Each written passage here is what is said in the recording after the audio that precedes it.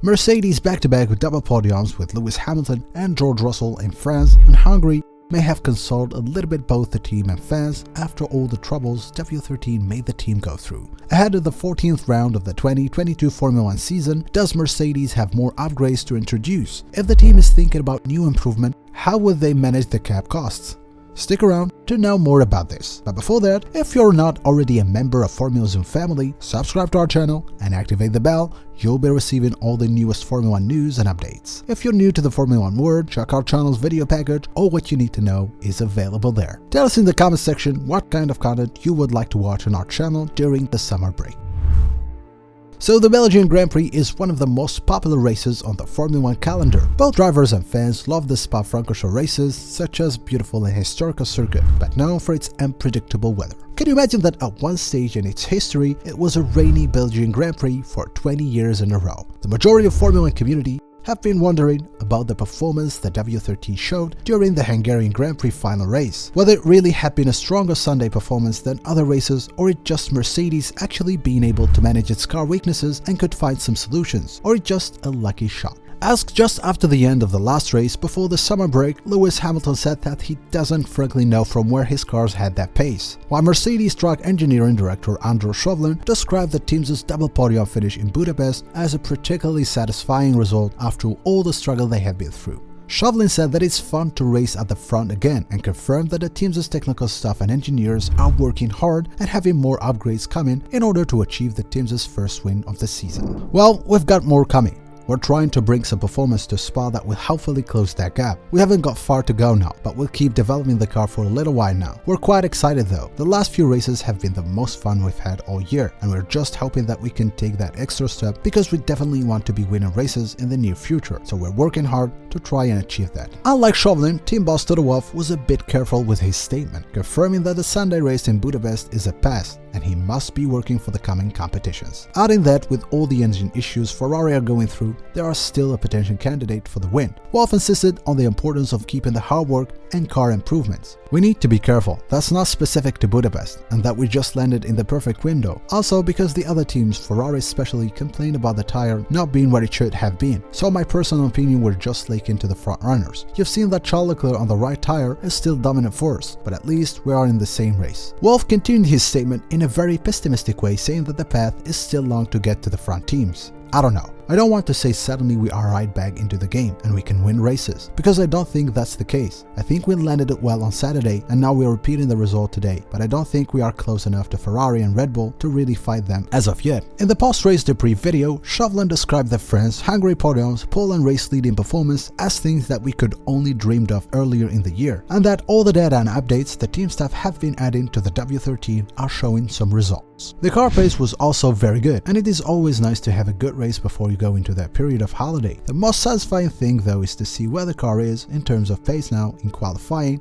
and in the race. But we'll keep developing the car for a little while now. We're trying to bring some performance to Spa that will hopefully close that gap. We haven't got far to go now. Adding some new parts to the W13, nothing official have been mentioned about new car parts to be introduced. However, a continuous work on the car's reliability is always a main focus for several arrows. Modifications on the car's floor and ground effect aerodynamic concept in order to reduce the residual bouncing. Andrew Chauvelin previously mentioned that we're looking to continue to upgrade and continue to push the boundaries of the W13. Where we really see the upgrades happening is in reliability that will help us outlast teams such as Ferrari and hopefully Red Bull. Chauvelin added that the work on porpoising isn't a major focus as it was at the beginning of the season because of the good results they had. We still have few things in the quiver, nothing spectacular, but things that will take us further. Bouncing is no longer an issue at all. We're no longer going around in circles, but we are now moving forward continuously. Also the setup.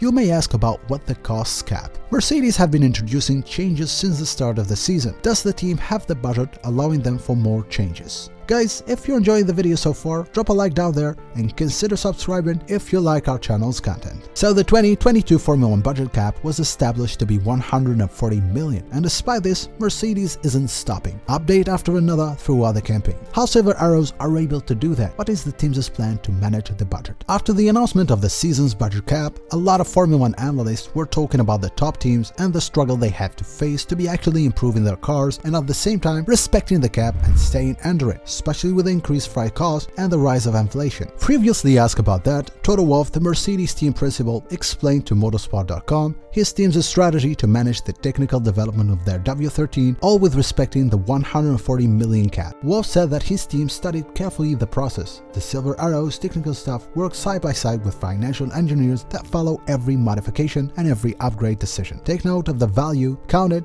and evaluate the whole team's situation. Wolff confirmed that his team is moving as they planned, and the reason why they are able to introduce updates, it is simply because they didn't make any improvements at the beginning of the season, so they could do that at this stage of the competition. I can speak for us. We have a tracker with the financial engineers that keeps track of every single process and every single component that is fitted to single seaters. So when we unload things from the truck, the financial engineer takes notes of the value, and when it's used, it is counted. We're moving forward with the method we planned. At the beginning of the season, for many reasons, we didn't bring many updates. Now we're moving forward with the development program.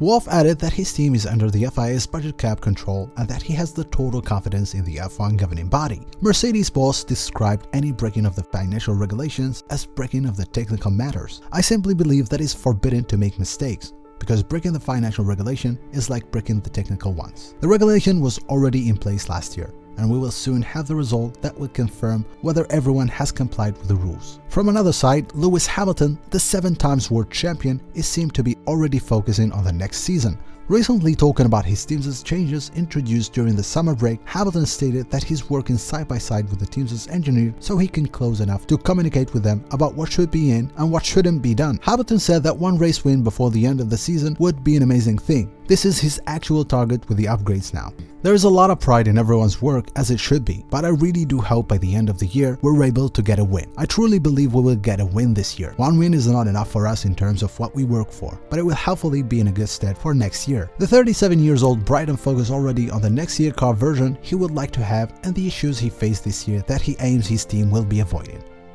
I think right now when I'm talking to the team, I'm like, hey, this is what I don't want next year. And this is what I need next year and in this car, and so I'm trying to help steer them to make sure that they provide us with that next year. Mercedes took this year as a learning experience, lost the title race at some point of the first half of the season and couldn't achieve a single race win. Now the team may continue to introduce updates, but only looking for good scores. The real title battle may be next year for Silver Arrows. As a Mercedes fan, what is your opinion about all this? Leave us a comment down below and invite your friends and Formula 1 fans around you to watch this video. If you're looking for good Formula 1 content, consider subscribing to our channel. We do our best to provide you with the newest news and updates. That was all for today. Thanks for watching. See you next time.